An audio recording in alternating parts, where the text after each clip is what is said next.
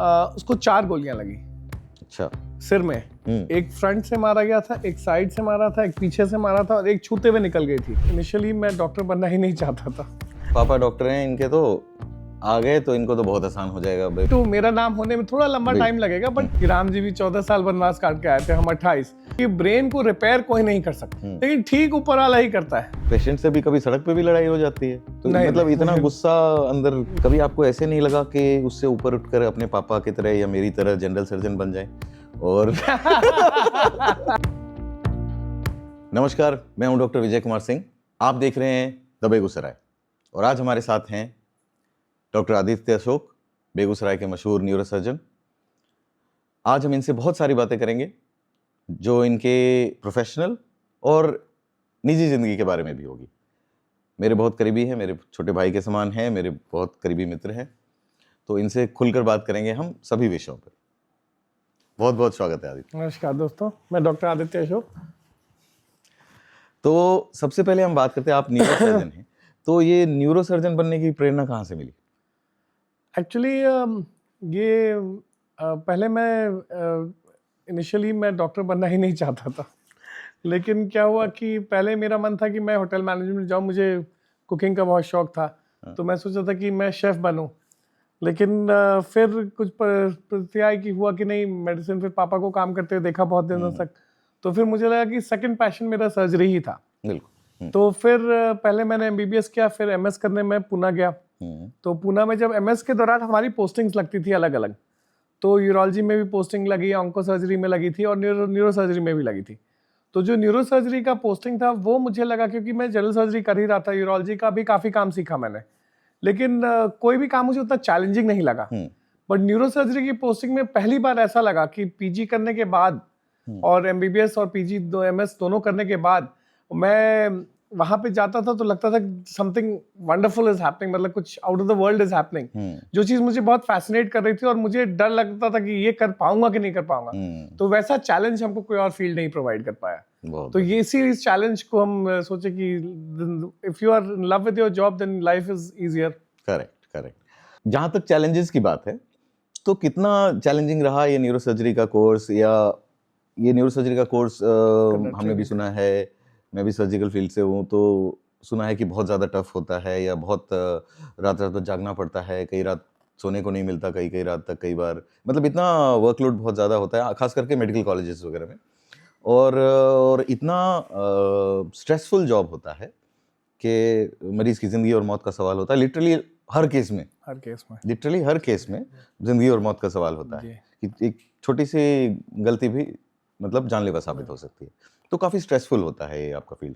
तो कितना स्ट्रेसफुल रहा ट्रेनिंग का पीरियड? और प्रैक्टिस में शुरुआत की बात हम बाद में करेंगे। आप ट्रेनिंग के पीरियड के बारे में पहले बताओ कि कितना स्ट्रेसफुल रहा। You have taken me back 10 years.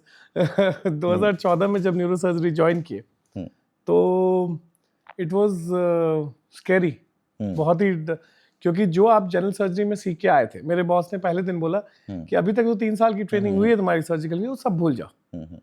जैसे हम लोग सर्जरी में असिस्ट करते थे, थोड़ी सी एक मान लीजिए ब्लीडिंग हुई, तुरंत मॉप लेके उसको पूछने लग गए। लेकिन यहाँ न्यूरो सर्जरी में वहाँ छूना ही नहीं है, वहाँ द मार्जिन ऑफ एरर बहुत कम था। जैसे बावल के साथ, या जहाँ एब्डोमेन में ऑपरेट कर रहे हैं, या फिर इवन जो सरफेस ट्यूमर्स हो गए, मार्कर्स हो गए, सब कर रहे हैं हम लोग, तो उसमें क्या था कि हाथ दोनों काम करते थे। अभी यहाँ चैलेंज क्या आया कि ओनली रिस्ट से हाथ मूवमेंट होना है, बहुत लिमिटेड स्पेस में, बहुत similar, margin of error is millimetres में। बिल्कुल। क्योंकि ब्रेन ऐसा एक ऑर्गन है जहाँ पे हर 2 मिलीमीटर या 2 मिलीमीटर तो नहीं, 2 इंच में बोलते हैं कि function of the brain changes. ये इस चीज के लिए रिस्पॉन्सिबल है, उसके 2 इंच के बाद कुछ और चीज का रिस्पॉन्सिबल है। तो the play of error is very very minimal.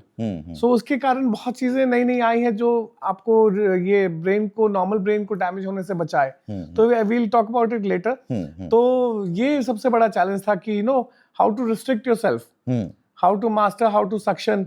Brain की कंसिस्टेंसी जो होती है, it is more like a jelly butter, gelatinous type of a substance, एक जेली टाइप का है, and we use the suction. तो जब सक्शन यूज करते हैं उस पर कैसे कंट्रोल करना है, कॉटरी का कहाँ यूज करना है, कॉटरी यूज करना बहुत लिमिटेड है, you can not just cauterise any vessel. तो ये जो challenges थे that to overcome them was very scary. तो I was fortunate कि मेरे bosses बहुत ही डॉक्टर रानडे मेरे HOD थे एंड सबसे डॉक्टर आशीष शुग, now he is heading the department in DY Patil medical college. Okay. तो he had just joined as an associate professor that time and I was first year resident.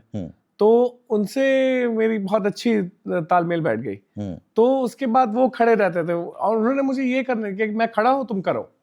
तो ये इस तरह से कोई एक ट्रेंड आदमी आपके पीछे खड़ा हो जाता है तो then you have lot of confidence और courage to do things which you have not done before. Absolutely. तो उसके कारण ये बहुत फायदा हुआ. ओके. फिर तो नॉर्मल एक जो सर्जिकल रेजिडेंट के जो स्ट्रेसेस थे वो थे. पेशेंट आया तो अब जैसे हम लोग एक ही थे, per year intake of neurosurgery एक ही था. ओके.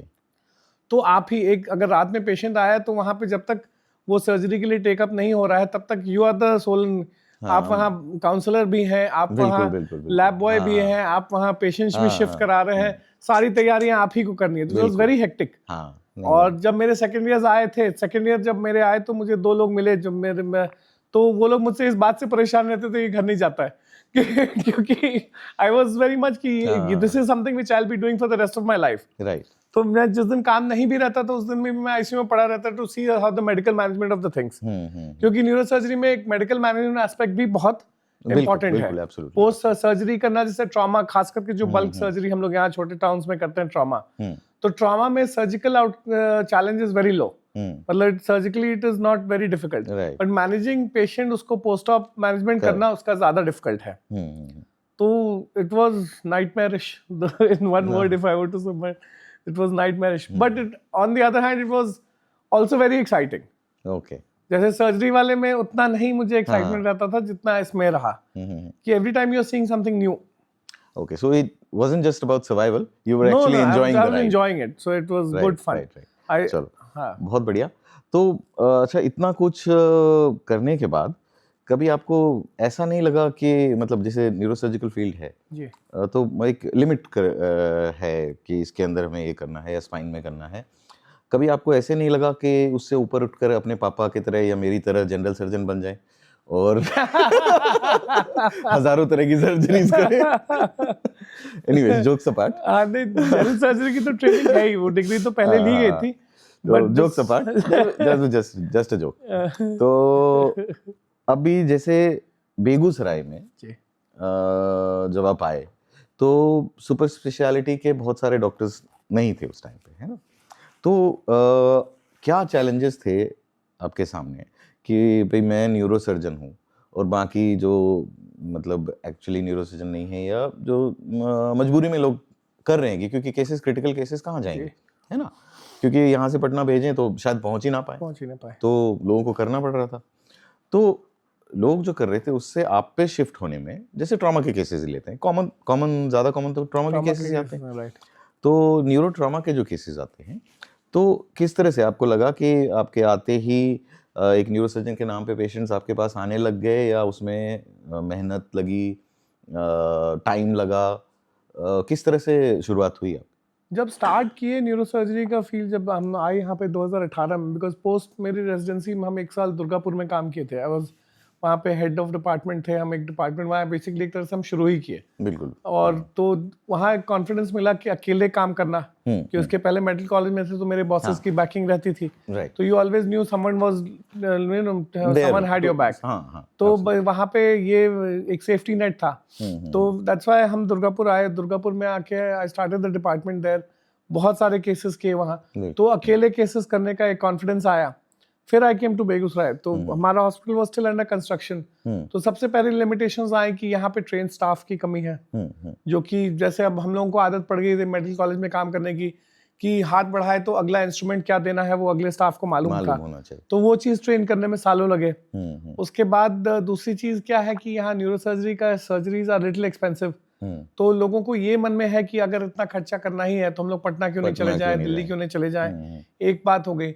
दूसरी चीज, थोड़ा ये सुपर स्पेशलिटी का फील्ड है, तो it requires a lot of references कि आपको दूसरे डॉक्टर रेफर करे. आपके जनरली ऐसा कोई पेशेंट नहीं होगा जो उठ के आएगा कि हमको बैकएक है या हमको सिर पे चोट लगा है, या तो वो पहले एक जनरल फिजिशियन के पास या एक जनरल सर्जन के पास कटा फटा है तो जाएगा जी.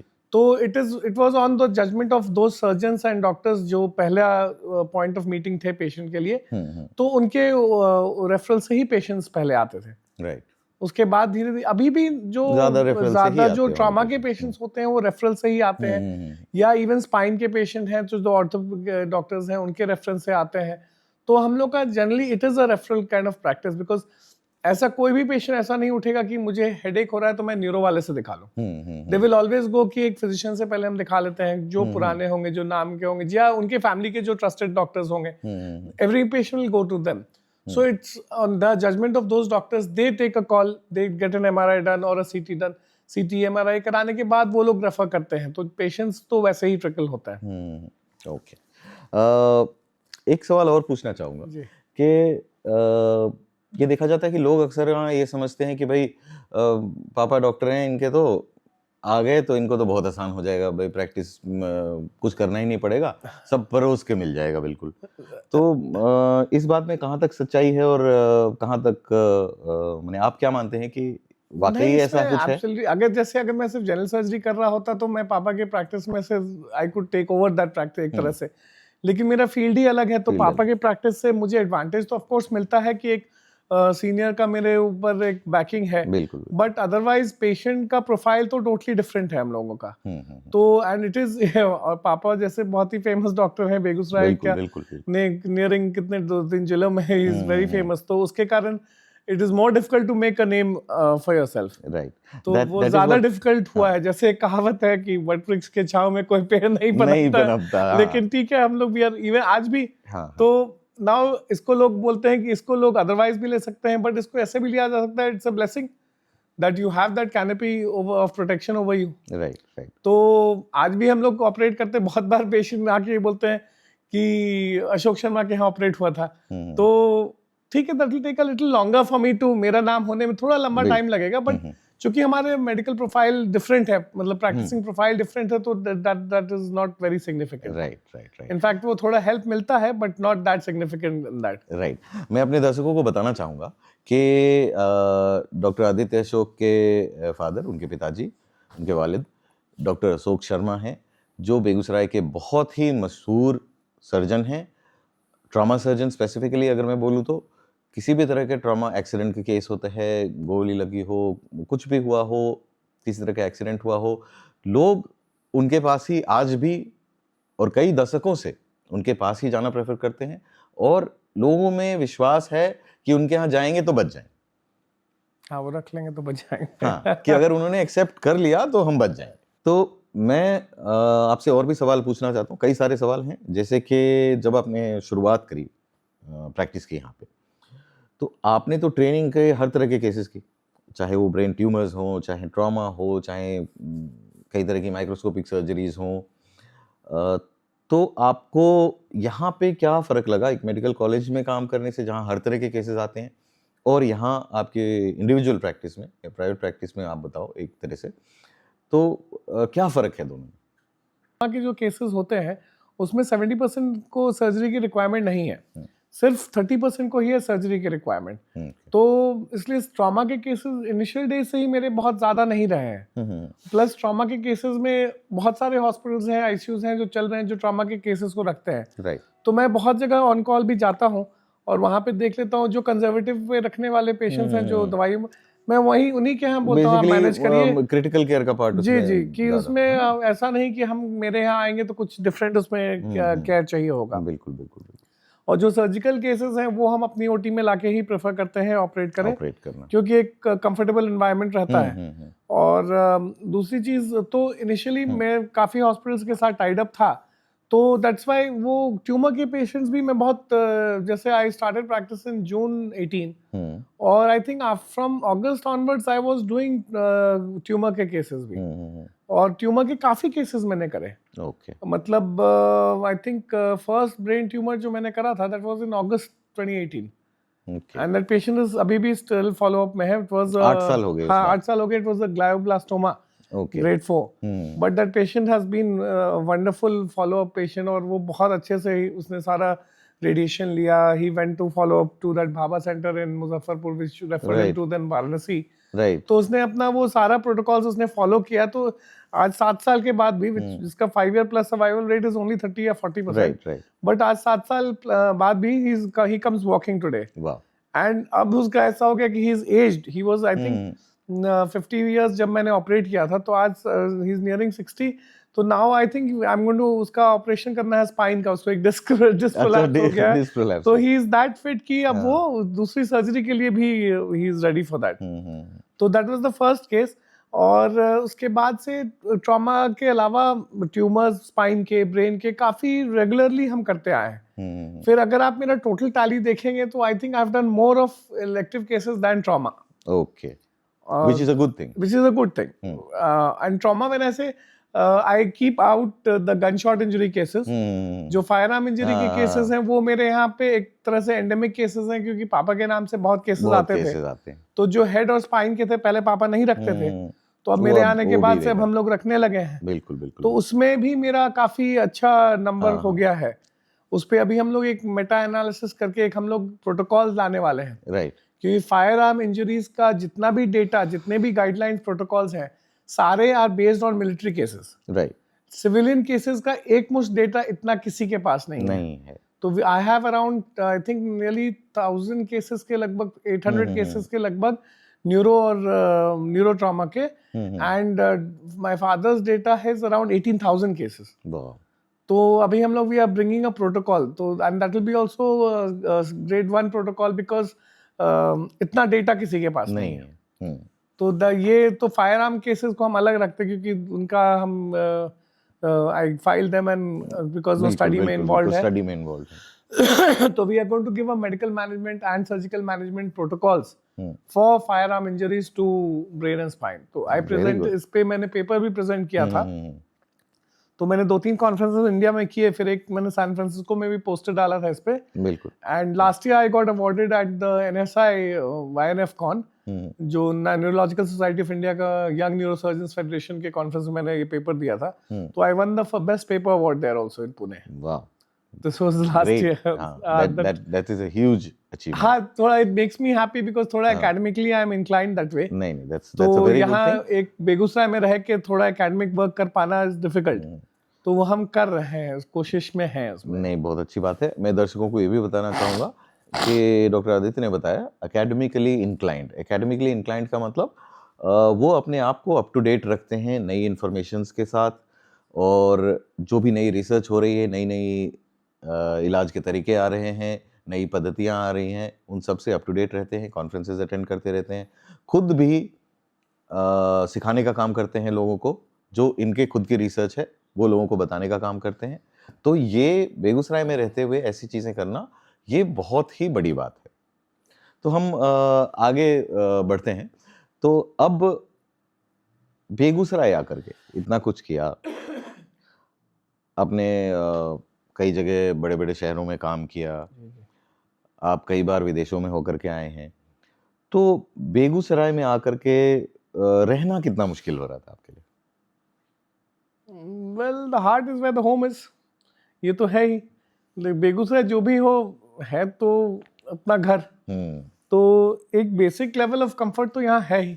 बिल्कुल। और ऊपर से ये अब प्रोफेशनली थोड़ा डिफिकल्ट है, बिकॉज ट्रेन मैन पावर नहीं मिलना, फिर इक्विपमेंट यहाँ पे रखना, उसको मेंटेन करना थोड़ा डिफिकल्ट है। जैसे अभी हम लोग सर्जिकल माइक्रोस्कोप, ऑपरेटिंग माइक्रोस्कोप रखे हुए हैं, जो किसी के पास नहीं है यहाँ। तो दैट, वो जैसा हम पहले बोल रहे थे आपको कि अब जब ब्रेन के फील्ड में, उसमें हमने फ्लोरोस्कोप गाइडेंस दिया हुआ है कि उसमें एक डाई इंजेक्ट करते हैं हम लोग, ICG डाई जो होता है। अब वो डाई देने के बाद जो अगर ट्यूमर है वो उससे कलर्ड हो जाता है, तो उसमें जो है डिफ्यूजन बहुत कम होता है। अब जैसे ग्लियोमा के केसेस में खासकर, तो क्या होता है कि ग्लियोमा कैंसर है, वो एक मैलिग्नेंट कैंसर है, कैंसर है ब्रेन का। तो अब ग्लायोमा है पेशेंट को, अब हमको उसको रिसेक्ट करना है। तो जो भी मैलिग्नेंट होता है तो हम लोग एक रिम ऑफ ट्यूमर छोड़ देते हैं, but because of this microscope अब मेरी विजन उसमें सर्जरी के दौरान बहुत ही अच्छी रहती है। एक बाल के इतना पतला चीज भी बहुत मैग्नीफाइड दिखता है, तो हम लोग नॉर्मल ब्रेन को डैमेज बचा पाते हैं। बिल्कुल। और ट्यूमर से बाहर नहीं जाते हैं। तो ये एक बहुत बड़ा एडवांटेज है। तो अब जैसे माइक्रोस्कोप हमने लाया, that cost us nearly 70 lakh, तो लेकिन उसको मेंटेन करना, वो चेन्नई से आता है, तो मेंटेनेंस करने में ये सब छोटे छोटे स्ट्रगल्स है। ड्रिल है मेरा, तो ड्रिल एक नॉर्मल ड्रिल 1-2-3 लाख रुपए का आता है। I got a high speed drill which cost 18 lakhs, तो उसका आरपीएम गोज टू 80,000। तो अब उस ड्रिल को मेंटेन करने के लिए बॉम्बे से बंदा आता है, तो ये सब कॉस्ट बढ़ जाता है यहाँ पे। बिल्कुल बिल्कुल। बट अगेन जैसे अब working cost are lower, the electricity part हो गई, द स्टाफ पेमेंट्स हो गए, the basic day to day expenses of a small town are easier, तो वो सब के पॉइंट ऑफ व्यू से अच्छा है। थोड़ा डिफिकल्ट ये है कि जैसा आपने पूछा, I went off the circumference on to a tangent, but main thing life here after work is little difficult, क्योंकि एक हम लोग हमेशा बाहर ही रहे, बचपन से क्लास 3 से बाहर रहे, तो अब यहाँ आए तो अब सर्कल्स बन रहे हैं, धीरे धीरे बन रहे हैं, बट वो कहते हैं ना कि दोस्त आपके सबसे अच्छे बचपन में बनते हैं, तो अब हम बचपन तो हम लोग सब बाहर ही काट दिए। तो हम तो पेशेंट लोग को ये मजाक भी करते हैं कि राम जी भी 14 साल वनवास काट के आए थे, हम 28। तो बेगूसराय छोड़े 1990 में, and I came back in 2018, so I was away for 28 years। तो इसके कारण अब काम के बाद कुछ करने को नहीं है, तो अब तो खैर नई नई चीजें यहाँ शहर में भी खुल रही हैं, तो ना, और अब सर्कल भी बन गया है अच्छा, तो अब थोड़ा मन लगता है। लेकिन जो भी है, घर आके सुकून जो लगता है, कहीं भी बाहर चले जाएं, यूरोप जाते हैं, यूएस जाते हैं, बाहर कहीं भी जाते हैं, लेकिन वो 0 माइल से घर की तरफ घूमते हैं ना, तो लगता है कि अब यू आर बैक होम। तो दैट सुकून अच्छा वाली फीलिंग रहती है, इट्स गुड। बिल्कुल, वो स्मेल भी अलग लगता है, हाँ, महसूस हो जाता है। यस, नहीं, बहुत अच्छी बात है। और एक सवाल और है कि जैसे मैंने पहले भी कहा कि एक न्यूरोसर्जन की लाइफ बहुत ज़्यादा स्ट्रेसफुल होती है, तो आप वर्क फैमिली कैसे बैलेंस करते हैं इसको? थोड़ा डिफिकल्ट है, स्ट्रेसफुल तो बहुत है जॉब। जैसे अब जैसे पापा बोलते हैं तुम बहुत गुस्सा कर लेते हो ओटी में, मेरे घर में सबको ये बहुत कंप्लेन है। अगला सवाल गुस्से पे। हाँ, मेरे घर में मेरे जो करीबी लोग सब जानते हैं कि ये गुस्सा बहुत करता है, but doing neurosurgery you tend to do things in a perfect way. एक परफेक्शनिस्ट होते हैं। हाँ, एक परफेक्शनिस्ट होते हैं, वो ट्रेनिंग ऐसी है, और इतना पढ़ते पढ़ते हम, मेरा ये कहना है कि थोड़ा दिमाग भी हिल ही जाता होगा उतना पढ़ते पढ़ते, लेकिन you tend to be a perfectionist, you try to कि जो हम करें परफेक्टली करें, बिल्कुल बिल्कुल, ताकि पेशेंट का आउटकम जो हो सबसे अच्छा हो। बिल्कुल बिल्कुल। So striving for that perfection is very stressful. अब उसके कारण लोग समझ नहीं पाते हैं इस बात को। अब जैसे कॉम्प्लेक्सिटी लेवल जो है, आप एक as a surgeon you will know कि now you are doing a cholecystectomy, now Calot dissect कर रहे हैं आप, आपका डिफिकल्टी होगा उसमें probably if it's dense adhesions and all रहे, लेकिन सबसे बड़ा डर क्या है आपका? 2 चीज है, एक तो सिस्टिक आर्टरी फट के रिट्रैक्ट ना कर जाए, दूसरा है कहीं आप कॉमन हेपेटिक को डैमेज ना कर दें। These are the 2 stresses that you taking and you are clipping, कि आप क्लिप सिस्टिक पे लगाएं। तो maximum your stress level, your difficulty level, if you range it on 1 to 10 scale, will go to a 6 or 8 maximum, 7 maybe. मेरा हर case का complexity start ही होता है 6-7 से, correct, and sometimes goes to 11 on a scale of 10, क्योंकि आप ऐसे कभी कभी हेल्पलेस फील करने लगेंगे। अब जैसे आपकी एक आर्टरी फट गई, मान लीजिए आपके खून की नली फट गई, तो आप कॉटरी लेके उसको बंद कर देंगे। ब्रेन में ऐसा नहीं है। ब्रेन में हम जब ऑपरेट कर रहे हैं, बहुत शांत रहना पड़ता है। अगर एक ब्लीडर आ भी गया तो you can't just cauterise it, correct, क्योंकि वो किस पार्ट को सप्लाई कर रही है वो डैमेज कर देगी। तो आपको उसको दबा के रखे, पेशेंटली वेट करना है, फिर इरिगेट किया, फिर उठाया, गॉस पीस को देखा, नहीं अभी भी नहीं, फिर कभी कभी प्रे भी करते हैं कि बंद हो जा भाई, बंद हो जा भाई। तो you have to be very patient. तो उस वहां पेशेंस मेंटेन करने के चक्कर में कहीं तो निकलेगा वो जो टेंशन है, तो उस चक्कर में थोड़ा गुस्सा ज्यादा हो जाता है। प्लस यहाँ पे जैसे एक ट्रेंड है, लोगों को अब न्यूरोसर्जरी की फील्ड के बारे में ज्यादा मालूम नहीं है, तो अब हम ऑपरेट करके ब्रेन का पेशेंट ऑपरेट किए हैं, आईसीयू में रहता है, उसके बाद पेशेंट जैसे ही वार्ड में शिफ्ट हुआ, अब पेशेंट ठीक हो गया है, अब उसमें भोलेबाबा की कृपा है, ठीक हो गया है। बिकॉज हम अपने मरीजों को बोलते हैं I am trying, I am not curing, हम ठीक नहीं कर रहे हैं, हम कोशिश कर रहे हैं। बिल्कुल, क्योंकि ब्रेन को रिपेयर कोई नहीं कर सकता है। करेक्ट, वहाँ जो ट्यूमर है उसको हम डिकम्प्रेस कर देंगे, ब्लीड है हम निकाल देंगे, हड्डी हटा देंगे ताकि डिकम्प्रेशन अच्छा हो जाए, लेकिन ठीक ऊपर वाला ही करता है। और तो हम जैसे ही वार्ड में शिफ्ट करेंगे, सारे गांव से मोहल्ले से 25 लोग आके रूम में जमा हो जाएंगे। अब वो इट स्केयर्स मी हम डर जाते हैं कि उसको वो इन्फेक्शन हो जाएगा, मेनिंजाइटिस हो गया, बिल्कुल तो बिल्कुल। फिर उसका बचना, जो उसके चांसेस है बचने के, जो ऑलरेडी 100 में प्रॉब्ली 10 से 20% चांस है, वो और घट के 2-3% हो जाएंगे। बिल्कुल। तो इन सब चक्कर में थोड़ा गुस्सा ज्यादा हो जाता है कभी कभी, नहीं, तो इसको लोग अदरवाइज ले लेते हैं कि Otherwise डॉक्टर साहब बहुत गुस्सा आ गए, बहुत गुस्सा आ गए। हाँ, but patient good is at the, मेरे मन में वही है कि पेशेंट गुड, अंत में मरीज सही होना चाहिए, पेशेंट ठीक होना चाहिए, अदरवाइज सारा चीज यूजलेस है। बेकार हो जाता है। नहीं, बिल्कुल सही बात है। और न्यूरो सर्जरी बहुत स्ट्रेसफुल फील्ड है, इसमें कोई दो राय नहीं है। फ्रस्ट्रेशन भी होती होगी, गुस्सा भी आता होगा, हर चीज़ परफेक्ट होना चाहिए। एक छोटा सा मिलीमीटर में भी मिस्टेक बहुत खतरनाक साबित हो सकता है, जानलेवा हो जाएगा, जानलेवा हो सकता है। जानलेवा हो जाएगा। बिल्कुल बिल्कुल। तो ये तो हमने बात करी अभी कि ऑपरेशन थिएटर में गुस्से की। हमने सुना है कि बाहर आप मतलब पेशेंट से भी कभी सड़क पे भी लड़ाई हो जाती है, तो नहीं, मतलब नहीं। इतना गुस्सा अंदर ये गलत बात। प्रोपेगेंडा है। किसने, ऑपोजिशन ने फैलाया? देखिए, लोग कुछ ना कुछ तो बोलेंगे, दिल से गुड, दिल से बैड। हाँ, तो लेकिन क्या है कि अब एक नेचर होता है हर आदमी का, हर आदमी हर चीज में परफेक्ट नहीं हो सकता है, बिल्कुल। कुछ कमियां रहेंगी। तो मेरी थोड़ी कमी है, आई एम शॉर्ट टेम्पर्ड, ये हम मानते हैं, इसमें कोई डाउट ही नहीं है। लेकिन क्या है कि अगेन मेरी बात के पीछे अगर आप वो एक गुस्सा वाला बात हटा देंगे, मतलब समझना तो चाहिए, हाँ। आप रियलाइज करेंगे बात ये गलत नहीं कह रहा है। शब्दार्थ को तो नहीं, भावार्थ जो, को हाँ, समझो। जो पेशेंट से कभी नहीं लड़ाई होती है, पेशेंट के रिलेटिव्स भी, आज तक मेरे जितने पेशेंट बने हैं वो कहीं नहीं गए, वो आज तक मेरे पास फॉलोअप में आए, या उनके पेशेंट्स आते हैं। अब जैसे अब मेरे पेशेंट के साथ हम कुछ किसी को डांट दिए, किस बात पे, जैसे अभी बताया हम कि भीड़ हो गई, भीड़ हो गई, हाँ, हाँ। या पेशेंट का वो लोग बात ये तो समझ अक्सर नहीं पा होता रहे है, हैं, हाँ। या अक्सर ऐसा होता है, जैसे अब हम बहुत बार कोशिश करते हैं कि सर्जरी ना करने की कोई जरूरत पड़े, बिना सर्जरी के लेकिन कभी कभी उसके बाद क्या होता है, पेशेंट बोलते हैं कि जब हम बोलते हैं कि नहीं, हम इन लोग पहले ही बताते हैं कि देखिए हम लोग कोशिश करेंगे, जनरली 48 to 72 आवर्स का एक विंडो पीरियड रहता है अगर पेशेंट का कंडीशन अच्छा है, स्टेबल है। लेकिन अगर पेशेंट का कंडीशन डिटोरिएट खराब होने लगता है, तो हम बोलते हैं कि नहीं भाई, अब नाउ इसको ऑपरेट करना चाहिए, वरना ये गड़बड़ हो जा सकता है। तो हम वो चांस दें, हो सकता है कि ना हो, because I can not, future हम प्रिडिक्ट नहीं कर सकते हैं, लेकिन अगर वो हो जाएगा तो फिर आप बोलेंगे डॉक्टर साहब आपका जजमेंट खराब था। तो वैसे केसेस में लोग बहस करने लग जाते हैं, दे स्टार्ट सेइंग कि आप पैसे के लिए ऐसे बोल रहे हैं, ये कर रहे हैं, वो कर रहे हैं। तो पैसा, लेकिन ये लोगों को समझना होगा, पैसा हमको कमाना होता तो आज जितना हम अर्न कर रहे हैं यहाँ पे, इसका एक्सपोनेंशियली अर्न कर सकते हैं हम अगर कहीं बाहर रहते हैं। बिल्कुल बिल्कुल। तो मकसद पैसा, एक तो पेरेंट्स है यहाँ पे, तो मेरा घर है यहाँ, तो यहाँ आना ही था। फिर आपको ये जान के हैरानी होगी, यहाँ पे पिछले, हम नाम नहीं लेंगे, लेकिन जब से हम आए हैं, आप 2 या 3 डीएम और सिविल सर्जन को हम जाके ये भी बोले हैं कि आप यहाँ पे क्या है कि एम्बुलेंस वालों का जो प्रैक्टिसेस है सब जानते हैं कैसा है। तो बहुत पेशेंट्स ऐसे होते हैं जो यहाँ से पटना के लिए निकलते हैं, सिमरिया जाते जाते मर जाते हैं। हाँ, बहुत पेशेंट होते हैं कि एम्बुलेंस से और ये हॉस्पिटल में रेफरल्स का सिस्टम चला हुआ है, तो पेशेंट्स जाके इधर उधर भटक जाते हैं और दे डाई अल्टीमेटली।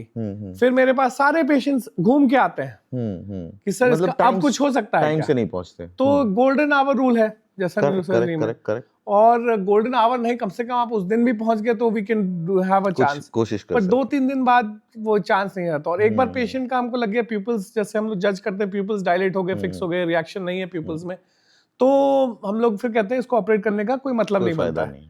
उस समय लोग प्रेशर देने लगते हैं कि नहीं करके देखिए, कोशिश करिए, कहीं चमत्कार हो जाए। हम बोले चमत्कार नहीं होता है, तो टाइमली इंटरवेंशन बहुत जरूरी है। तो हम ये बोले, जैसे बता रहे थे कि हम यहाँ पे भी कलेक्ट्रेट में भी बोले, सीएस को भी बोले कि सर जो केसेस हैं, आप सिर्फ कॉस्ट ऑफ कंज्यूमेबल्स, जो सूचर लगेगा, सर्जिकल वगैरह, जो हेमोस्टैटिक मटेरियल लगेगा, और जो इंस्ट्रूमेंट्स का ऑटोक्लेव वगैरह करने का थोड़ा खर्चा जो होगा, वो उतना ही आप अरेंज कराइए, क्योंकि ये पेशेंट्स दूसरे कहीं पे जाके, गलत जगह जाके, दे स्पेंड लैक्स, लाखों खर्च हो जाते हैं, फिर वो नहीं बचते हैं, क्योंकि वहां बचाने वाला कोई है ही नहीं, वहां कोई काम बचाने की चेष्टा करने वाला कोई नहीं है। तो हमने ये बहुत बार ऑफर दिया कि I will operate free of cost, हम सदन में आके फ्री ऑफ कॉस्ट में ऑपरेट कर देंगे, I bring my own instruments and drums, आप सिर्फ कंज्यूमेबल कॉस्ट का बेयर करिए, जो मतलब जो सूचर लगना है, ये लगना मतलब कि आप ऑपरेशन करेंगे, ऑपरेशन का एक पैसा भी नहीं लेंगे, फीस कुछ भी नहीं लेंगे, because there are patients who are very poor,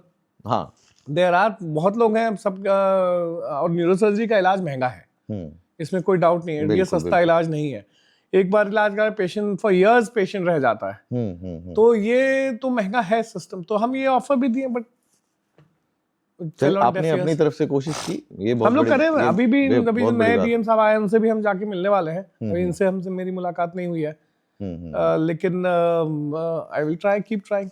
तो डॉक्टर आदित्य लगातार इस कोशिश में है कि मरीजों को जो न्यूरो सर्जरी की ज़रूरत पड़ती है उसका खर्च कैसे कम से कम किया जा सके, खासकर उन गरीब मरीजों के लिए जो न्यूरो सर्जरी का इलाज अफोर्ड नहीं कर सकते, जिनके पास उतने पैसे नहीं हैं कि लाखों रुपए अपने इलाज पर खर्च कर पाएँ। उनके लिए लगातार इनकी कोशिश जारी है। वो प्रशासन से भी हर किसी से मिल रहे हैं इस बारे में और कोशिश कर रहे हैं कि ऐसा कोई सिस्टम निकल कर के आए जहां उन मरीजों का भी कम से कम पैसों में या मुफ्त में उनका इलाज हो जाए। तो मैं तो समझता हूं कि ये बहुत ही अच्छी बात है। Thank you so much for trying. मतलब नहीं, और ऑन दैट कि जैसे न्यूरो सर्जरी का हमने आयुष्मान भारत के तहत भी उसका ये पैकेजिंग लिया हुआ है, जो आयुष्मान भारत का अप्रूवल है हम लोग के यहाँ न्यूरो सर्जरी का। तो बिकॉज और किसी हॉस्पिटल में आपको नहीं मिलेगा तो बिकॉज उसके पैकेजेस बहुत ही मिनिमलिस्टिक पैकेजेस हैं। जी। तो अभी कुछ इम्प्रूवमेंट आया है, लेकिन बट स्टिल दे आर मतलब कट टू कॉस्ट पैकेजेस हैं। तो हम लोग फिर भी पिछले 5 साल से कर रहे हैं। ये तो हर किसी फील्ड में है, मतलब वो हाँ, खैर बहुत मतलब बचने तो छोड़ो, मतलब हाँ, इट इज खर्चा निकल जाए, ये बहुत बड़ी बात है। आयुष्मान का तो वो है ही। तो बट पहले government was giving Ayushman to the needy and poor, now they are giving it to everyone, so they should work on enhancing packages little bit. that's a separate topic of discussion That is and a we can different, मतलब we can do one bit have on a big discussion on that कि कैसे लोग 50 लाख की गाड़ी में आते हैं, उनके पास आयुष्मान कार्ड होते हैं, लेकिन जिनके पैरों में चप्पल भी नहीं उनके पास आयुष्मान उनके कार्ड पास नहीं है। तो ये तो अलग डिस्कशन का टॉपिक है और maybe we are not the right people to हाँ, that needs a wider panel for right maybe कोई अगर सिस्टम से कोई हो कोई जो उस चीज पे ध्यान दे जो सके, ध्यान दे, है ना। तो इन एनी केस आगे बढ़ते हैं हम इसके बारे में। तो गन शॉट इंजरीज की बात की आपने, कभी कोई ऐसा मरीज आया कि उसके ब्रेन में, सर में, दिमाग के अंदर गोली है और उसको निकालना पड़ा हो या उसका ऑपरेशन करना पड़ा हो? बेगूसराय में ऐसा कोई केस? आपको मैं शेयर कर दूंगा। I think about 200 to 300 cases वाह, जो है मेरे, जो बच गए हैं बेगूसराय में। क्या बात, ब्रेन वाले, स्पाइन वाले अलग, बहुत बड़ा, जिसको गोली लगी हो ब्रेन। जी जी जी, टोटल अभी 600-700 केसेस का डेटा है। एंड सबसे रिमार्केबल वो केस जो था, कोई एक केस जो मतलब हाँ, मतलब that has stuck to me. हाँ 2 cases actually I will mention. एक around 55 year old person Khagaria का था, उसको 4 गोलियां लगी। अच्छा। सिर में, एक फ्रंट से मारा गया था, एक साइड से मारा था, एक पीछे से मारा था और एक छूते हुए निकल गई थी। तो ये सब गोलियां 3 गोलियां उसमें छू के निकल गई उसको। एक यहाँ साइड में जाके बिल्कुल यहाँ जो साइनस के पास जाके फंसी, जो ब्रेन का मेन खून का नली रहता है उसके पास जाके अटकी हुई थी। राइट। और 5वीं गोली उसको छाती में थी। ओके। और वो चलता हुआ आया, तो आई वाज सरप्राइज्ड। वो कहावत है ना, जाको राके साइयां मार सके ना कोई। तो वो आया, तो उसका हमने ऑपरेट किया। यहाँ वाला उसका वीडियो भी है, मैं आपको शेयर करूंगा पर्सनली। तो वो ड्रिल करके हमने निकाला। मतलब अगर वो गोली 2 या 3 मिलीमीटर पीछे रहती ना, तो मतलब ये कान के ऊपर थी, थोड़ा पीछे रहती तो पेशेंट वहीं पे खत्म हो जाता, कि मेन साइनस में वो डैमेज कर देता। बिल्कुल। तो that was one remarkable case. और एक उससे भी ज्यादा रिमार्केबल, एक को गोली मारी गई बिल्कुल सटा के, ऐसे दिमाग सीधे में, पॉइंट ब्लैंक एकदम, मतलब थोड़े दूर से। उसकी गोली यहाँ लगी उसको सीधा, और राइट आई के को डैमेज करते हुए, आंख राइट आई उसकी खत्म हो गई। राइट आई को डैमेज करके कान के पीछे से अंडर द स्किन जाके और यहाँ पीछे में अंदर घुस गई। और अंदर घुस के ब्रेन जो पैराइटल लोब होता है, उसमें पैराइटल लोब, पीछे वाला ब्रेन का पार्ट जो होता है, उसके बीच में इट वाज लॉज्ड। तो उसका मेरे इंस्टा पेज पे है भी, शेयर भी किया हुआ है मैंने। उसके ब्रेन के बीचों बीच से गोली निकाली। तो दीज आर 2 केसेस जो, वो भी एकदम इंटैक्ट न्यूरोलॉजी के साथ आया था। फिर बहुत सारे केसेस आए हैं जो इधर से लगी है, इधर से निकली है। वो उन लोगों को बचाने में मेहनत लगा, और आई थिंक हाँ वो भी बच गए। लेकिन देयर आर फ्यू केसेस फिर वो बहुत मेहनत करी, फिर भी 1 हफ्ते बाद, 10 दिन बाद दे डाइड। तो पर ऐसे भी केसेस बचे हैं कि इधर से हाँ, गोली इधर से लगी, लग के इधर से निकल गई। गई है। और फिर और That ऐसा भी केस है जिसको हाँ, चार गोलियां लगी हैं चार सर के अंदर, और वो भी बच गए। तो आप, ये बहुत बड़ा अचीवमेंट है। आप ये समझें कि बेगूसराय में इस तरह के केसेस अब होने लगे हैं, और इस तरह का कोई भी व्यक्ति आपके जानकारी में होता है तो निश्चित रूप से बताएं, डॉक्टर आदित्य से पूछें। हम इनका संपर्क नंबर भी आपको शेयर करेंगे इस वीडियो में, तो आप उसमें बेशक बताएं, और आप इनसे और अधिक जानकारी के लिए मिल सकते हैं। कोई इसी तरह की समस्या होगी तो भी मिल सकते हैं, पूछने कुछ जानकारी लेनी हो तो भी नंबर पे संपर्क करके बात कर सकते हैं। तो कुछ एक दो सवाल और हैं मेरे, कि हमने बात की थी वर्क लाइफ बैलेंस की। आपके प्यारे प्यारे बच्चे भी हैं, उनकी भी शिकायत रहती होगी, मैडम की शिकायत रहती होगी कि भाई ये कहाँ लाके पटक दिया है, यहाँ तो कुछ करने को नहीं है, या कुछ भी है। मतलब फैमिली कैसे कोप अप करती है इससे, मतलब फैमिली इस चीज को कैसे झेल पाती है? मतलब झेलना ही कहूंगा मैं एक तरह से। थोड़ा ये पर्सनल इंडिविजुअल पे डिपेंड करता है, वर्क लाइफ बैलेंस मेंटेन करना। जैसे मैंने फिक्स किया हुआ कि अब काम रोज करना है, हाँ, पूरी जिंदगी में वो क्लिनिक में ही मेरा बीतना है, तो दैट इज वाई हमारा क्लिनिक अलग है, घर अलग है, बिल्कुल। तो थोड़ा एक एडवांटेज उससे मिल जाता है। क्लिनिक एक जगह होने का एडवांटेज भी है, डिसएडवांटेज की ऑलवेज एट वर्क। तो इस मेरा ये हमको ये फील होता है कि एटलीस्ट अब हम घर आ गए हैं तो अब हॉस्पिटल से थोड़ा दूर है, तो एक वो चैन वाला बात हो गया। दूसरा, बच्चे लोगों को टाइम देने का ये डिसाइड किया हुआ है मैंने, जैसे मॉर्निंग में जब वो स्कूल के तैयार होंगे तो हम उनको उठ के तैयार करेंगे, फिर पहुंचाने पल्लवी जाएंगी, तो वो हम लोगों ने फिक्स किया हुआ है एक तरह से। दूसरी चीज, मॉर्निंग का time I spend with the family, थोड़ा एक्सरसाइज किया गया, थोड़ा ब्रेकफास्ट किए, थोड़ा बातें हुई। तो जनरली इसी कारण से हॉस्पिटल का मैं ओपीडी जनरली 11:30 बजे तक शुरू करता हूँ, थोड़ा लेट से ही शुरू करता हूँ, बिकॉज वो मॉर्निंग का time I reserve for my self. अगर वो टाइम नहीं देंगे तो फिर दिन भर में फिर टाइम ही नहीं मिलेगा। तो ये थोड़ा एफर्ट करना होगा, बिकॉज ये बहाना बनाना बहुत आसान है कि आई वॉज बिजी।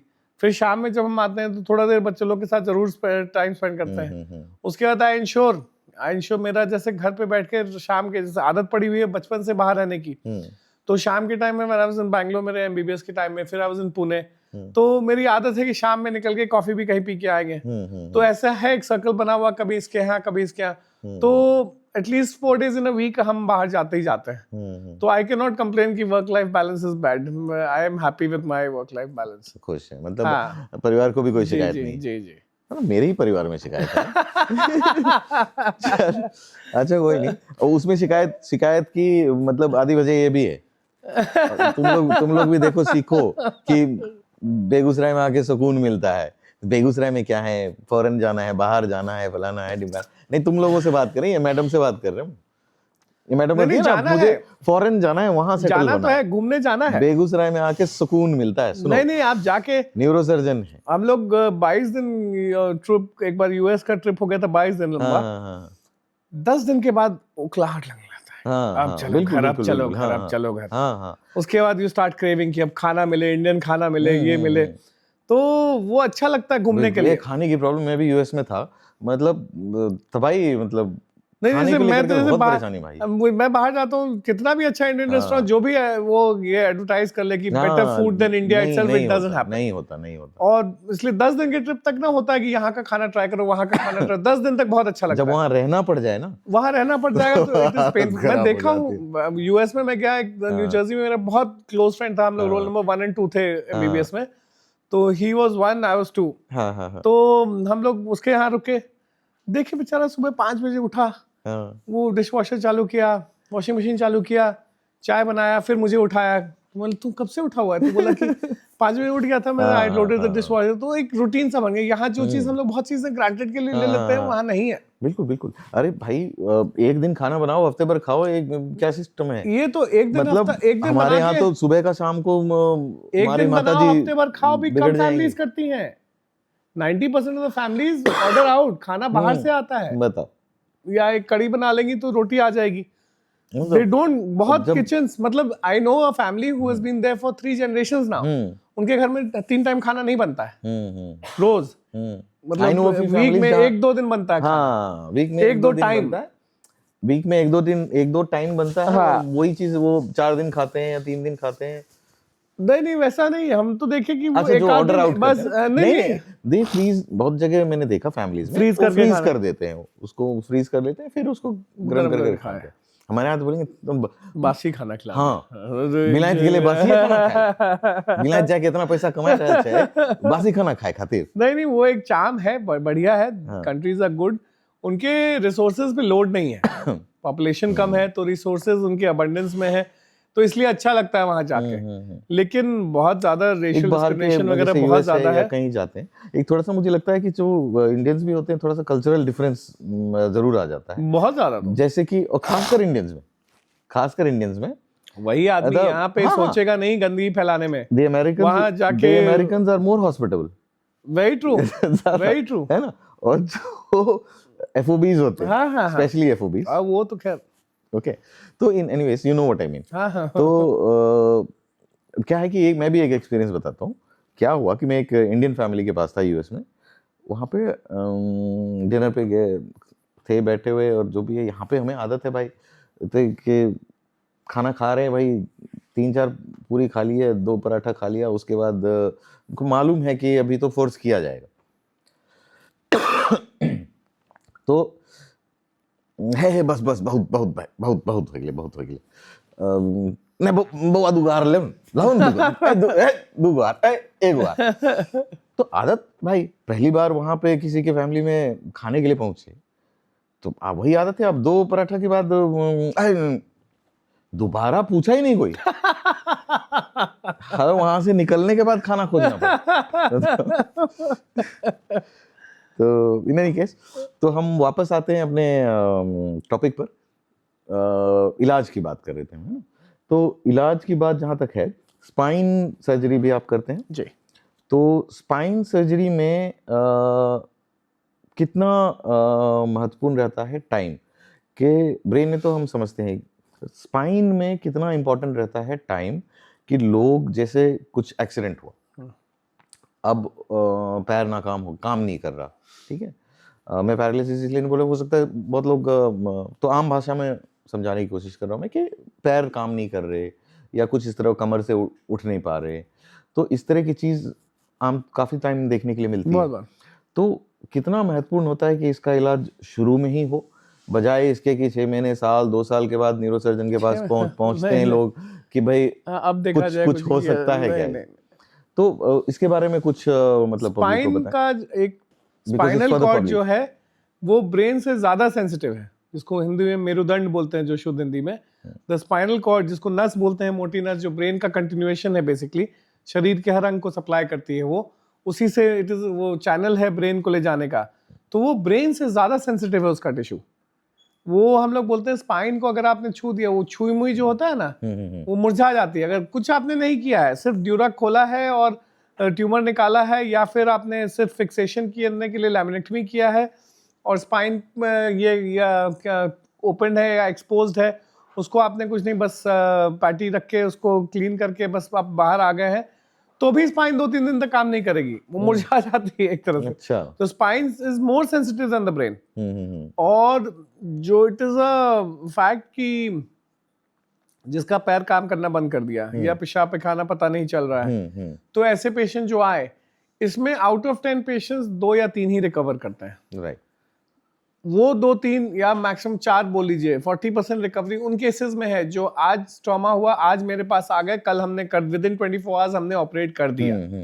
जो पेशेंट 3 या 4 दिन के बाद आते हैं, वो उसमें रिकवरी रेट इज 20% और मे बी लेस। मतलब जितना जल्दी आए उतना बेहतर, ऑफ कोर्स। और दूसरी चीज, बहुत बार ट्रॉमा ऐसा होता है कि कॉर्ड कितना डैमेज हुआ है उस पर डिपेंड करता है। क्यों, अगर कंप्रेशन है, सिर्फ दब गया है कॉर्ड, तो हम लोग उसका कंप्रेशन हटाएंगे, फिक्स कर देंगे, तो वो रिकवर कर जाएगा।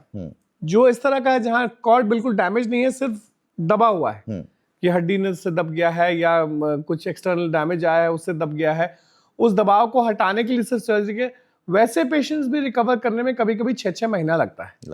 दे डोंट रिकवर ओवरनाइट, कि ये नहीं कि ऑपरेट किया। तो बहुत कम केसेस होते हैं जो मैजिकल रिकवरी। अभी जस्ट हाल में मैंने पॉट स्पाइन किया है, टीबी का स्पाइन का टीबी था, उसमें कॉट उसको स्पाइन यानी कि टीबी स्पाइन का टीबी, मतलब हाँ, रीढ़ का टीबी हो जाए, रीढ़ की हड्डी का, जिसको बोन टीबी लोग बोलते हैं, हाँ, बट हाँ। वही पॉट स्पाइन बोलते हैं उसको।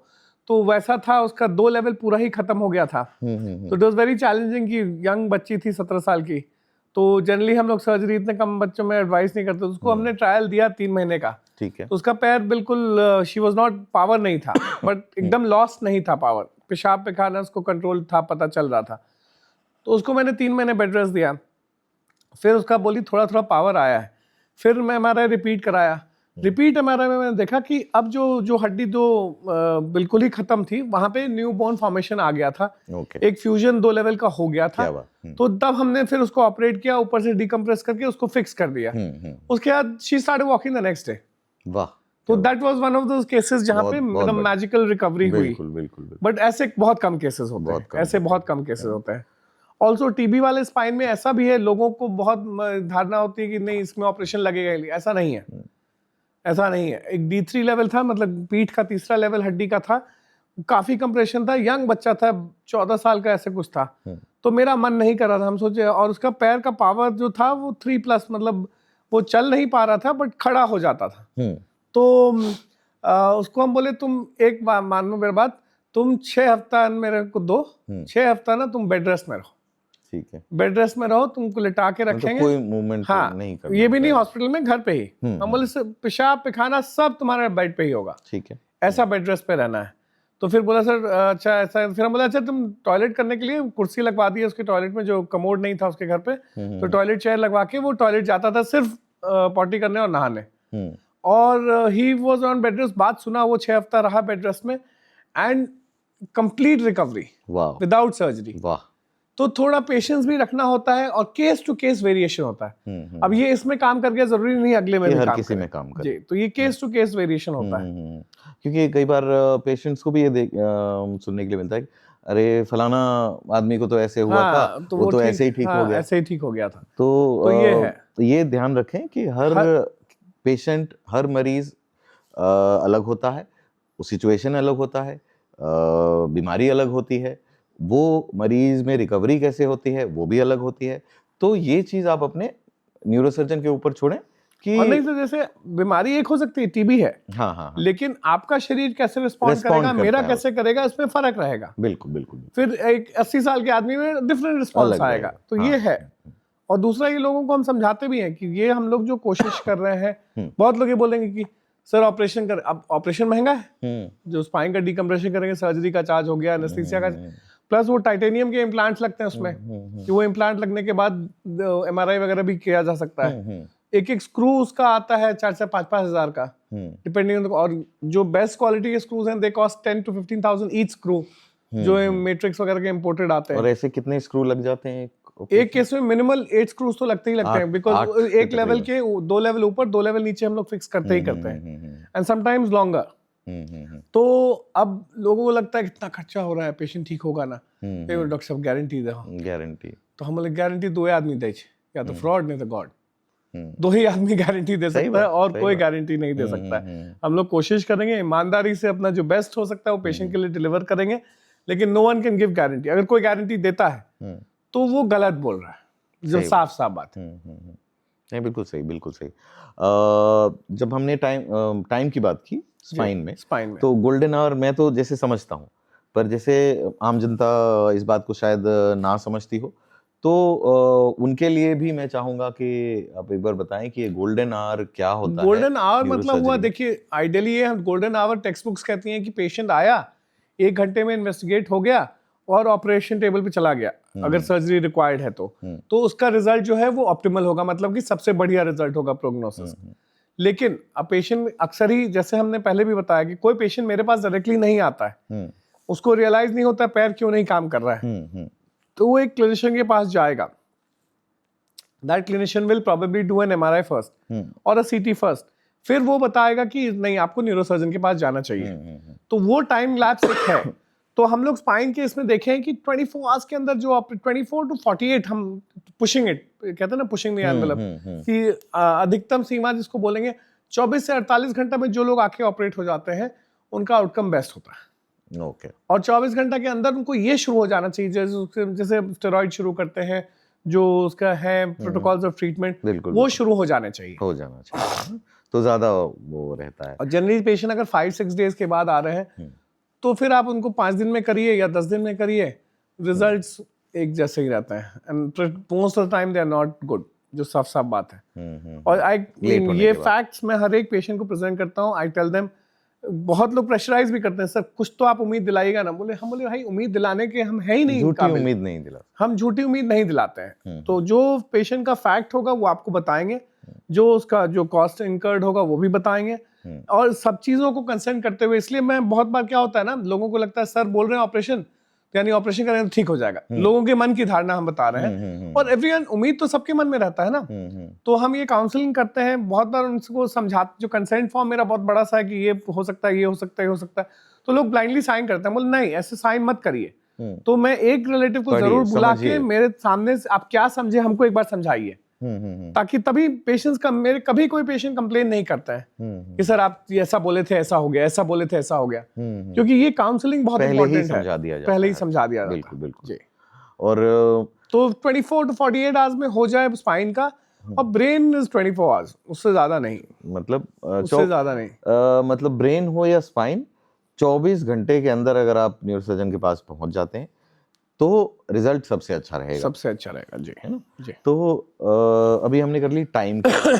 अब न्यूरोसर्जरी में जैसे आपने बोला गारंटी खोजते हैं, तो ये तो न्यूरोसर्जरी नहीं है, मतलब आप समझो किसी भी फील्ड, मेडिकल फील्ड कोई सा भी किसी हो, में भी, तो किसी में उसमें भी। है कि और गलती उनकी भी नहीं है। क्या होता है कि कोई अपना होता है तो लोगों को लगता है कि किसी तरह से कोई कह दे कि हाँ बिल्कुल 100% हो जाएगा, पर एक डॉक्टर के नजरिए से अगर देखें तो गारंटी लेना संभव नहीं होता, और खासकर न्यूरोसर्जरी के फील्ड में तो नहीं, इस पे तो आई विल गिव नहीं यू ले सकते। मेरा एक फीलिंग, पर्सनल एक्सपीरियंस हम बताते हैं, ये this is just for awareness, कि जब हम जनरल सर्जरी कर रहे थे तो इलेक्टिव केसेस करते थे, अपेंडिक्स का केस हुआ या जीबी का केस हुआ या कोई लाइपोमा है, सिस्ट है, जो भी है, हमें लगता था ये ऑपरेट करेंगे तो ठीक हो जाएगा। तो अगर उसके कोई मतलब अनटुवर्ड मतलब अनहोनी जैसा कॉम्प्लिकेशन ना हुआ तो वो ठीक हो ही जाता था। तो जनरल सर्जरी करने के बाद हम भी कॉन्फिडेंस में रहते थे, वो गॉड कॉम्प्लेक्स जो हो जाती थी ना, वो थी सर्जन वाली। न्यूरो में आके एक हम्बलिंग फैक्टर, मुझे एक इंसिडेंस हम बताएंगे।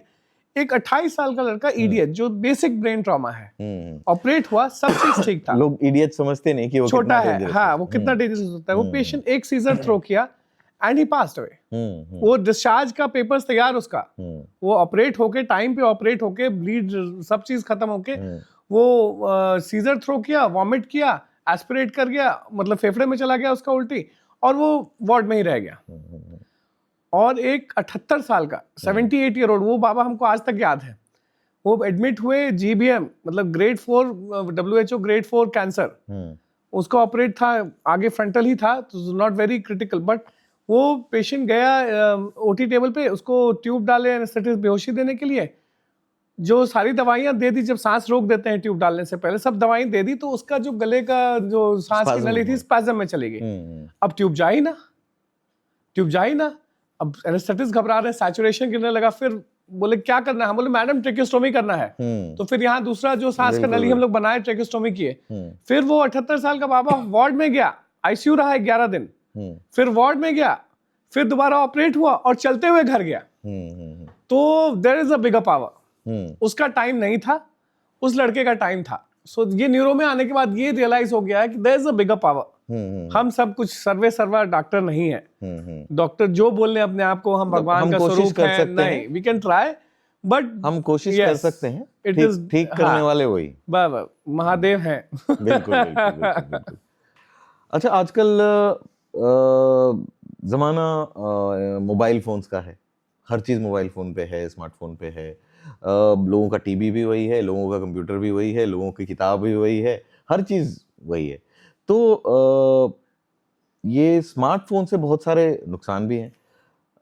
कई सारे मेडिकल फील्ड में या और भी कई सारे फील्ड में तो इसका मतलब दिखाई देता है कि हाँ भाई आंखें खराब हो रही हैं, हम मानसिक तौर पे स्ट्रेस आ रहा है, बच्चों का विकास सही से नहीं हो रहा है, ये सब तो समझ में आता है। एक न्यूरोसर्जिकल पॉइंट ऑफ व्यू से, एक न्यूरोसर्जन के नजरिए से, न्यूरोलॉजिकल पॉइंट ऑफ व्यू से हम बताते हैं हाँ, आपको। हाँ, उसमें क्या न्यूरोलॉजिकल असर पॉइंट ऑफ देखने व्यू को से मिल दो रहा है, दो मेन जो हम देख रहे हैं।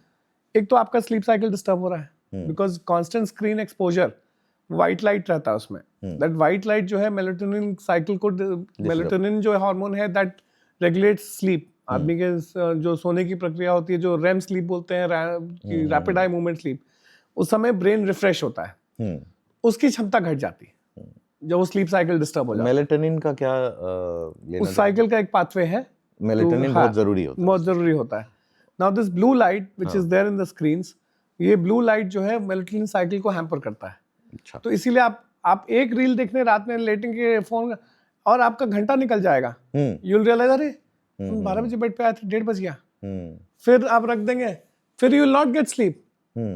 ऐसा बहुत बार आप नोटिस करेंगे, फिर आप फोन उठा लेंगे। तो दैट स्लीप साइकिल को बहुत डिस्टर्ब करता है। Now that creates a lot of anxiety, stress, एक वो हो गया। दूसरा चीज, इतना कांस्टेंट स्क्रीन एक्सपोजर, आपके मेरे हाथ में फोन रिस्पॉन्सिबल डिवाइस है, लेकिन एक आदमी जो कम नॉलेज वाला है उसके लिए, जो उतना पढ़ा लिखा नहीं है, उसके लिए बहुत डेंजरस है। बच्चों के लिए बहुत डेंजरस, कुछ लिंक पॉपअप हो जाएंगे बच्चों के लिए, वो लिंक क्लिक किया, उस पे हो सकता है पोर्नोग्राफिक मटेरियल आ जाए, उस पे वायलेंस आ जाए, और उस पे बच्चों का, I am telling you, I am getting lot of patients जो मुझे मेरे पास आ जाते हैं न्यूरो सोच के, although they go to finally I refer them to a psychiatrist या साइकियाट्रिस्ट के पास, बिकॉज वो डिस्टर्ब हैं, बच्चे सो नहीं रहे हैं, खा नहीं रहे हैं, तो बच्चों पे तो बहुत खराब असर पड़ रहा है। Now they are running deaddiction camps for mobiles in other countries. ये हो गया जो ये साइकोलॉजिकल कॉजेज हो गए। सबसे बड़ा जो हम एज अ न्यूरोसर्जन देख रहे हैं कि you keep your head down, so when your spine neck is flexed for more than 15 minutes, it is equal to putting a heavy weight on your head. तो आपका स्पाइन का जो एनालिस, जो ligaments होते हैं, उस पे बहुत स्ट्रेस होता है, उसी कारण ये डिस्क प्रोलैप्स हो रहे हैं बहुत सारे। सर्वाइकल स्पाइन के बहुत केसेस के कारण, तो गर्दन की रीढ़ की हड्डी में प्रॉब्लम बहुत प्रॉब्लम आ रही है इसके कारण। अच्छा। Lot of patients, young patients, क्या प्रॉब्लम्स आती हैं गर्दन की रीढ़ की? वही डिस्क प्रोलैप्स हो जाएगा, फिर वो नस को कंप्रेस करने, दबाव पड़ने लग जाएगा। अच्छा। और फिर यू कांट डू मच, वो दवाइयों से ठीक होने वाला नहीं। You can try physiotherapy, collars. ये दबाव पड़ने से अक्सर क्या मरीज को क्या तकलीफ होती है? हाथ पैर में झुनझुनी होना, हाथ सुन लगना, और फिर हाथ का पावर कम होने लगना, कब्जियत हो जाना बहुत ज्यादा, चलते चलते पैर से चप्पल खुलना, ये सब लक्षण है गर्दन का नस दबने का। गर्दन का नस दबने, और ये मोबाइल फोन्स की वजह से, मोबाइल फोन के कारण भी हो रहा है। सेडेंटरी लाइफस्टाइल तो हो ही गई, हम लोग एक्टिव तो है नहीं उतना, और सेडेंटरी में फिर आप अपना स्पाइन का पोस्चर खराब कर रहे हैं, गर्दन झुका के बहुत देर वो देखने तो इसमें ये देख रहे हैं कि जैसे सर्वाइकल, जैसा MRI 20 year old, 25-30 year old लेके आ रहे हैं, वो एमआरआई 60 ईयर ओल्ड में नॉर्मल है, बट 30-35 ईयर ओल्ड में अगर हमको सर्जरी एडवाइस करना पड़ा है तो इट इज वेरी अलार्मिंग। मतलब जो चीजें 60 साल की उम्र में देखने होनी चाहिए, वो 30-35 में दिख रही हैं। अच्छा, मतलब इतने कम उम्र में वो सारी परेशानियां, screen and mobiles are very big one. तो ये स्मार्टफोन के को लेकर के मैं चाहूंगा कि आप एक मैसेज दें जो हमारी जो यंग जनरेशन सुन रही है या हमें देख रही है, responsible usage, it's a good device. हम ये नहीं बोलेंगे बेकार चीज है, इसको नहीं होना चाहिए, नहीं, इससे बहुत सुविधाएं हैं, इससे बहुत फायदे हैं, लेकिन क्या है कि हाँ, इसके बहुत फायदे हैं, लेकिन क्या है कि रिस्पॉन्सिबल यूसेज इज इम्पोर्टेंट, कि आपको अपने प्रति जिम्मेदार होना होगा, अपने स्वास्थ्य के प्रति। अब आपको फोन अगर आपके माँ बाप दे देते हैं तो आप ये सोचते हैं कि ये दे दिया गया हमको टाइम पास करना, नहीं, आप उसका सदुपयोग करिए तो अच्छा है। आपके हाथ में, अब एक आदमी के हाथ में बंदूक दी गई है, तो बंदूक जो है वो किसी का, ये जैसे अब एक नॉर्मल आदमी, एक क्रिमिनल होता है, किसी को मारने के लिए यूज करता है, वही बंदूक एक फौजी के हाथ में देश को बचाने के लिए। तो responsible use of something is as simple as that. बिल्कुल, तो रिस्पॉन्सिबल बनिए, स्वस्थ रहिए। नहीं, बहुत बढ़िया। और एक और सवाल है मेरा जी, कि आमतौर पे लोग नस का डॉक्टर समझ रहे हैं आप सवाल मेरा, कि नस का डॉक्टर को लेके बहुत कंफ्यूजन है कि भाई ये मतलब नस के डॉक्टर के पास जाना है, तो नस के कौन से तरह के डॉक्टर आप हैं और आपके पास नस की परेशानी लेके किस तरह के मरीज आपके पास पहुंचना चाहिए? नस is a very broad term. वो हाँ। जैसे मैं आप चाहूंगा बोले, कि आप हाँ, थोड़ा सा आप मतलब नहीं, जैसे आपको आम जैसे- भाषा में हाँ, उसको स्पष्ट करें कि किस तरह के लोगों को एक न्यूरो सर्जन के पास जाना चाहिए इस चीज को लेकर। न्यूरोपैथिक जो न्यूरोसर्जन के पास एक पेशेंट आना चाहिए, एक न्यूरोसर्जन के पास जाने का एडवांटेजेस काफ़ी है कि आपको वो मेडिकल एडवाइस के अलावा सर्जिकल एडवाइस भी दे पाते हैं। अब किस स्थिति में आपको न्यूरोसर्जन के पास जाना चाहिए, तो आप हो सकता है कि लोगों को लगता है सर्जन के पास जा रहे हैं तो ऑपरेशन ही बोलेगा, तो ऐसा नहीं है। खास करके स्पाइन के केसेस में मैं अपने पेशेंट्स को भी बोलता हूँ कि 100 में सिर्फ 3 से 4, मैक्सिमम 5 लगा लीजिए, 5 पेशेंट्स को ऑपरेशन की एक्चुअली जरूरत होती है। बट औसतन हम लोग 20 से 25% पेशेंट्स को ऑपरेट करते हैं। क्यों? क्योंकि वो लोग सलाह नहीं मानते हैं। मेरे ऐसे भी स्पाइन के पेशेंट्स हैं जो स्पॉन्डिलाइटिस, जो नॉर्मल टर्म में स्पॉन्डिलाइटिस बोलते हैं, ठीक हो सकते हैं, जो बिना ऑपरेशन के सालों से मेरे साथ हमको फॉलोअप में है। तो इनिशियल फॉलोअप महीने होता है, फिर 3-3 महीने पे होता है, फिर साल में अब आते हैं वो लोग। और जिनको पहले एमआरआई देखा मैंने तो लगा कि नहीं इसको तो ऑपरेट कर जाने, बल्कि मुझे लगा ये पेशेंट तो चलता हुआ आया है, तो अभी सर्जरी होल्ड ऑफ करते हैं। तो स्पाइन में जहां हमें लगता है कि करना चाहिए, नहीं करना चाहिए, तो हम वहां नहीं करते हैं, क्योंकि अगर वो हमारे पास लीवे है तो वो चीजें जो है। लेकिन अब जैसे बहुत सिंपल सी चीज है, अब नस का बीमारी क्या है, तो कमर का दर्द, पैर में दर्द, नीचे जाना, पैर में झुनझुनी होना, सुनपन, भोथापन, ये सब कॉमन कारण। तो इसमें क्या करते हैं लोग, लोकल डॉक्टर के पास गए, एक दर्द की दवाई खा ली, ये लोग दर्द के फॉर इयर्स लोग करते हुए आते हैं, तब तक बीमारी इतनी बढ़ जाती है कि अब मेरे प्रिस्क्रिप्शंस आप अगर देखेंगे तो दर्द की दवाई हमेशा एसओएस लिखी जाती है कि बहुत दर्द करे तो खाइएगा, पड़ने पड़े। हाँ, नहीं, बहुत दर्द करे तब खाइएगा। एसओएस हम लिखते हैं, मतलब आई टेल देम कि बहुत दर्द हो तभी खाइए, अगर टॉलरेबल पेन है तो मत खाइए, क्योंकि मेडिकल जो पेन मेड्स है इसका काफी एडवर्स इफेक्ट है बॉडी पे, रीनल पे और लिवर पे स्पेशली। बिल्कुल। तो और आई एडवाइज देम सिंपल चीजें, जैसे आप बेल्ट पहनिए। अब कमर का अगर स्पॉन्डिलाइटिस है, डिस्क जो प्रोलैप्स बोलते हैं, तो बेल्ट पहनिए या कॉलर देते हैं। तो लेडीज बोलती है सर हमरा शादी में जाए छमे के ना पहनबे, हमें तब तो है ऑपरेशन करा लो तब। तो लोग बात नहीं सुनते हैं। बहुत बेसिक चीजें। अब हम जैसे अब यहाँ ये प्लेटफॉर्म मिला है तो I will give you an some advice कि आप सोते हैं, आपका बेड हार्ड होना चाहिए, लंपी गद्दा नहीं होना चाहिए, स्पाइन के लिए वो बहुत इंपॉर्टेंट है। तकिया आप पतला लें। गर्दन का जो फ्लेक्स पोजीशन, जैसे फोन क्यों खराब है, क्योंकि आप गर्दन इस तरह के पोजीशन में रहते हैं, तो गर्दन का पोजीशन थोड़ा एक्सटेंडेड करके यदि आप सोते हैं तो आपके स्पाइन हेल्थ के लिए बहुत अच्छा है। तो तकिया पतला लें या ना लें तो बहुत अच्छा, और लेते हैं तो ये शोल्डर के नीचे लें, कंधे के नीचे, ताकि वो हेड आपका थोड़ा पीछे की तरफ टिल्ट हो जाए।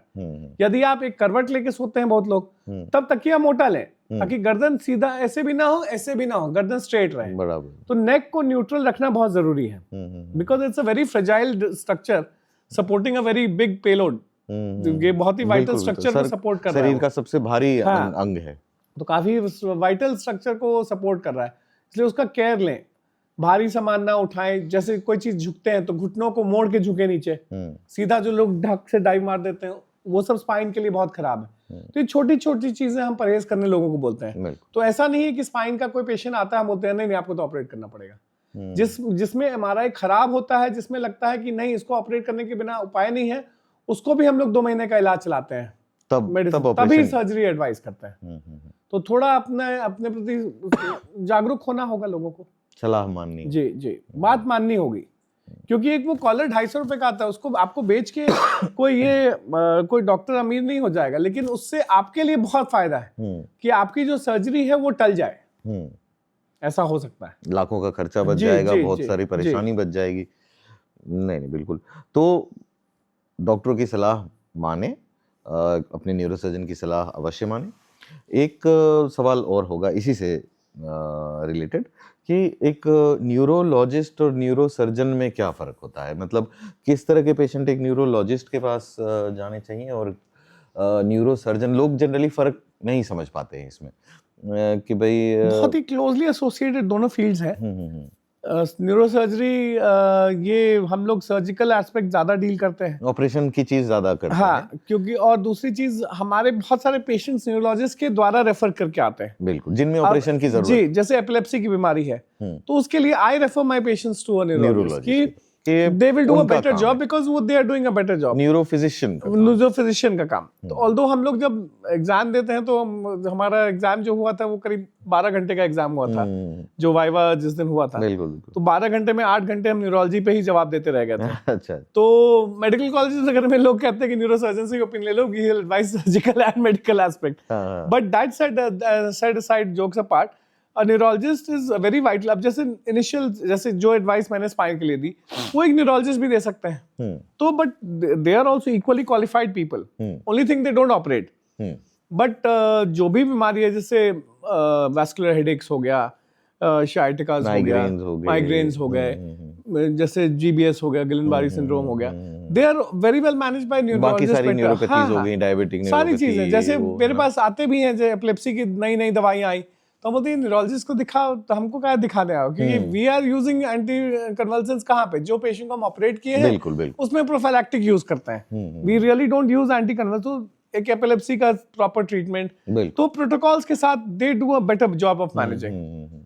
अब जैसे एज अ सर्जन आप बीपी के और शुगर के पेशेंट्स को नहीं मैनेज करेंगे वैसे ही, क्योंकि वो उनका दूसरा फील्ड, दूसरे डॉक्टर का फील्ड है, उनकी एक्सपर्टीज है। बिल्कुल। तो यही डिफरेंस है न्यूरोलॉजिस्ट और इसमें न्यूरोसर्जन में। बहुत बढ़िया। लास्ट में मैं चाहूँगा कि कोई मैसेज एक देना चाहें ओवरऑल हेल्थ से रिलेटेड या न्यूरोसर्जरी से रिलेटेड, या एक मेडिकल प्रोफेशनल के तौर पे लोगों को कुछ ऐसा मैसेज देना चाहेंगे, या न्यूरो सर्जन आपके पास जिस तरह के पेशेंट्स आते हैं तो कुछ टिप्स, जो चीज़ें बिल्कुल ध्यान में उनको रखनी चाहिए कि इस तरह का हुआ तो ये करना चाहिए। भाई सपोज ट्रॉमा की ही बात करते हैं कि अचानक से कुछ ऐसा हुआ, जैसे ट्रॉमा हुआ तो आप एक इमीडिएटली एक क्वालिफाइड डॉक्टर के पास जाएं। पहला मेरा सलाह यहाँ के बेगूसराय के वासियों को यही होगा कि आप एक क्वालिफाइड डॉक्टर के पास जाएं।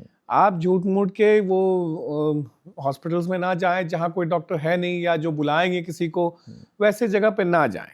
जहाँ कोशिश करें कि ऐसे हॉस्पिटल में जाएं which is being run by doctors, क्योंकि वहाँ पे उनकी एक रिस्पॉन्सिबिलिटी का लेवल अलग होता है। Which is being run by non medicos, उसकी रिस्पॉन्सिबिलिटी का लेवल 0 है। एक बात हो गई। दूसरी चीज़, चूंकि आप बोले कि ये बेगूसराय के लिए स्पेसिफिक है और आजकल का सिनेरियो होता जा रहा है, लोग कहते हैं कि अब जैसे मैं किसी को कुछ एडवाइस करता हूँ तो बहुत उसके करीबी लोग बोलेंगे कि चलो ना वो डॉक्टर के पास, हमें वहाँ सस्ते में कराए देवे। अच्छा इलाज सस्ता नहीं हो सकता है, सस्ता इलाज अच्छा नहीं हो सकता है न्यूरोसर्जरी में। और ये 3 पैरामीटर, ये मैंने बहुत पहले कहीं सोशल मीडिया पे पढ़ा था, 3 फैक्टर्स होते हैं इलाज में, अच्छा, सस्ता, जल्दी। तो अच्छा और सस्ता जल्दी नहीं हो सकता है, जल्दी और अच्छा सस्ता नहीं हो सकता है। तो ये ध्यान में रखना। और आप एक बात समझिए, लोग कहते हैं ना, मैं बहुत बार मेरे पेशेंट्स पे, मैं उनके रिश्तेदारों पे इस बात पे मैं मुंह पे सुना ही देता हूँ, ये ट्रेंड हो गया है आजकल का कि लोगों को बहका के दूसरे जगह पे ले जाना जहाँ पे क्वालिफाइड डॉक्टर्स नहीं हो, ताकि उनको कुछ कमीशन मिल जाए। और ये कमीशन खोरी करने वाले लोग आपके करीबी होंगे। आपको कोई भी आदमी सड़क पे चलता हुआ आके बोलेगा, आप उसकी बात नहीं सुनेंगे, लेकिन आपके घर का कोई बोलेगा, उसका उसमें फायदा रहेगा। इसलिए आप एक अगर क्वालिफाइड डॉक्टर के पास हैं, आपको हार्ट का प्रॉब्लम है, आप एक कार्डियोलॉजिस्ट के यहाँ हैं, तो अगर आपका कोई रिश्तेदार कह रहा है कि चलो फिजिशियन के पास जो एमडी है और आपको डीएम के पास से ले जा रहा है, वो आपको गलत सलाह दे रहा है। तो इस चीज़ों का ध्यान रखें। बाकी सब चीज़ों में हर डॉक्टर जो है आपके भले के लिए ही सोचता है। कोई डॉक्टर ये नहीं सोचता है इस पेशेंट से हम पैसा कमा लें, पेशेंट ठीक हो चाहे नहीं हो, ऐसा किसी डॉक्टर के मन में नहीं चलता है। और इसलिए बेगूसराय में थोड़ा धारणा ज़्यादा होते जा रहा है कि डॉक्टर लोग अपना निजी स्वार्थ के लिए ये करते हैं। कोई भी डॉक्टर निजी स्वार्थ के लिए, क्योंकि इससे आपसे ना तो कोई रंजिश है ना कोई दोस्ती है, पहले आप आए हैं एज अ पेशेंट, तो उसके मन में पहला थॉट यही रहता है कि इसको हम कैसे बेस्ट पॉसिबल इलाज दे सके। ठीक होना नहीं होना ऊपर वाले के हाथ पे। बिल्कुल बिल्कुल। एक डॉक्टर का कोई धर्म नहीं होता, कोई जात नहीं होता, कोई भी उनके पास आता है परेशानी लेकर के तो वो मरीज होता है और दूसरा व्यक्ति सिर्फ डॉक्टर, बाकी कुछ नहीं। तो इसी मैसेज के साथ हम लोग एंड करते हैं, कंक्लूड करते हैं। आप सबों ने देखा डॉक्टर आदित्य से हमारे बहुत ही इंटरेस्टिंग, बहुत मज़ेदार बात हुई, बहुत जानकारी भी मिली, हमें कई तरह की जानकारियाँ मिली। और ये भी आपको मालूम पड़ा कि डॉक्टर आदित्य लगातार कोशिश में हैं कि गरीब मरीजों को कैसे मुफ्त में इलाज मुहैया कराया जा सके। दूसरी जानकारी इन्होंने यह भी दी कि इनके अस्पताल में आयुष्मान भारत पर भी मरीजों का इलाज होता है, तो आपको पैसा नहीं लगेगा और न्यूरो सर्जरी का ऑपरेशन भी हो जाएगा और आयुष्मान भारत में बहुत सारी सहूलियत है।